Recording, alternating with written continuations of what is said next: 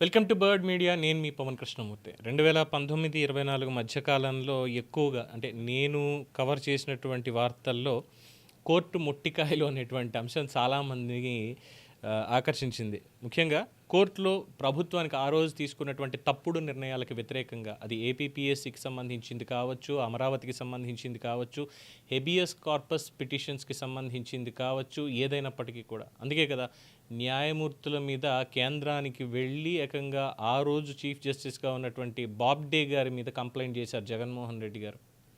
అందరికీ తెలిసినటువంటి విషయమే, రైట్? ఇక కూటమి ప్రభుత్వం వచ్చిన తర్వాత ఇలాంటి దాంట్లో మార్పు వస్తుంది అనుకుంటే అక్కడక్కడ ఒక్కొక్క పాయింట్లో మాత్రం ఇక్కడ కూడా ముట్టికాయలు పడుతున్నాయంటే ఇది అధికారుల నిర్లక్ష్యం అనుకోవాలా. ముఖ్యంగా చీఫ్ సెక్రటరీ గురించి మన హైకోర్టు ఆఫ్ ఆంధ్రప్రదేశ్ చాలా కీలకమైనటువంటి వ్యాఖ్యలు చేసింది. కోర్టు ఆదేశాలు మీరు అమలు చేస్తారా లేదా జైలుకి వెళ్తారా? 4 రోజులు సిఎస్ని కనుక జైల్లో పెడితే అధికారులందరూ కూడా క్రమబద్ధంగా సక్రమంగా పనిచేస్తారన్నటువంటి వ్యాఖ్య కూడా చేసింది.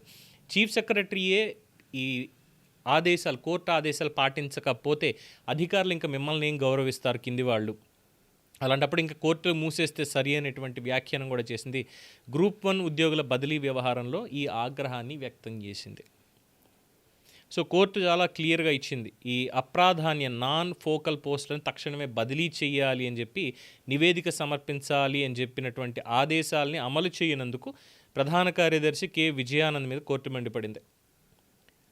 అయితే దీంట్లో స్పష్టత కోసం మేము మెమో వేశామంటూ దమ్మాలపాటి శ్రీనివాస్ గారు అడ్వకేట్ జనరల్ వాదించేందుకు ప్రయత్నిస్తే ధర్మాసనం అభ్యంతరం తెలుపుతూ కోర్టు ఆదేశాలు అసలు ఎందుకు అమలు చేయలేదో చెప్పాలి అని చెప్పి నేరుగానే ప్రశ్నించింది. ఇక సిట్ వేసామండి, కోర్టు ఆదేశాల అమలుపై న్యాయ సలహా కోరాము.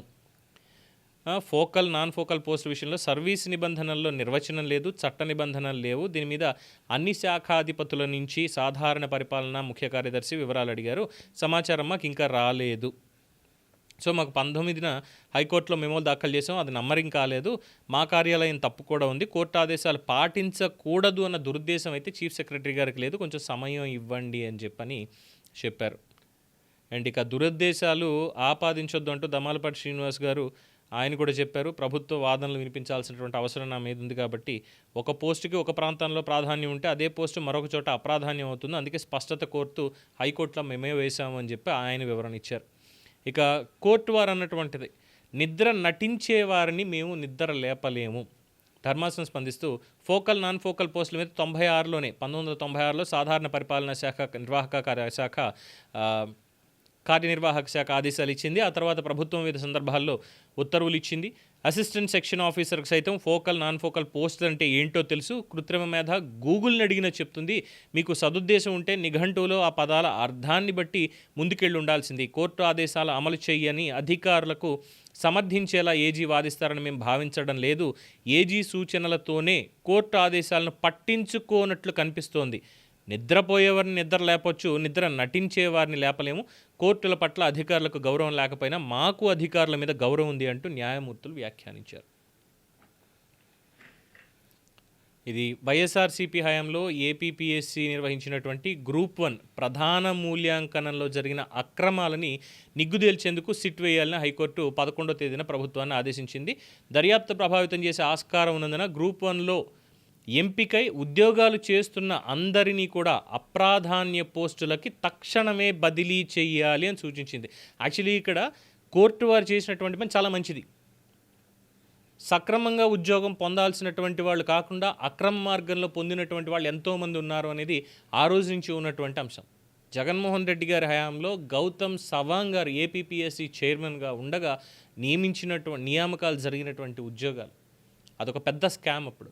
సో అంటే ఇక్కడ ఇది ఒక రకంగా ముట్టికాయ అనేటువంటిది కానే కాదు, కానీ గత ప్రభుత్వంలో జరిగినటువంటి అన్యాయాన్ని పూర్తి స్థాయిలో దాన్ని క్లియర్ చేయాలి అని కోర్టు వారు దీనికి సంబంధించి ఉత్తర్వులు ఇచ్చినప్పుడు పట్టించుకోకపోవడం లేదు, బాధ్యతారాహిత్యంగా ప్రవర్తించడం, కోర్టు ఇచ్చినటువంటి ఆదేశాలని పర్వాలేదులే అనేటువంటి ఒక నిర్లక్ష్యం అనుకోవాలో తెలియదు. ఎందుకంటే బయట చర్చ అంతా కూడా ఇదే జరుగుతుంది.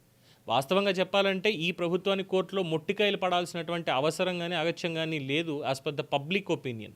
కానీ కొంతమంది అధికారులు వాళ్ళ మధ్యలో ఉన్నటువంటి ఆభిజాత్యంతో సీఎంఓలోనే ఇద్దరు అధికారుల మధ్యలో వార్ అనేది బలంగా జరుగుతుందిట, ఎవరిది ప్రాధాన్యం అనేటువంటి విషయంలో. అందుకని చెప్పే ఇగో ఈ ముట్టికాయలు అనేవి పడుతున్నాయి అనేది అనుకుంటున్నటువంటి విషయం. ఏదేమైనప్పటికీ ఇది ఒక ఐ ఓపెనర్, ఖచ్చితంగా ఒక చిన్నపాటి హెచ్చరిక కూటమి ప్రభుత్వానికి. గత ప్రభుత్వం ముట్టికాయలు తింది కాబట్టే ప్రజలు తీసుకెళ్ళి మూలను కూర్చోబెట్టారు. మనం కూడా ముట్టికాయలే తింటే మనల్ని కూడా మూలనే కూర్చోబెడతారు. అది ప్రజల అభిప్రాయం. సో జాగరూకతతో ఉండి చెయ్యవలసినటువంటి న్యాయం చేసి ప్రతి ఒక్కళ్ళ దృష్టిలో మంచి ప్రభుత్వం అనిపించుకోవాలని చెప్పి ప్రజలందరూ కోరుకుంటున్నారు. దీని మీద మీ అభిప్రాయం తెలియచేయండి. చూస్తూనే ఉండండి ది బర్డ్ మీడియా.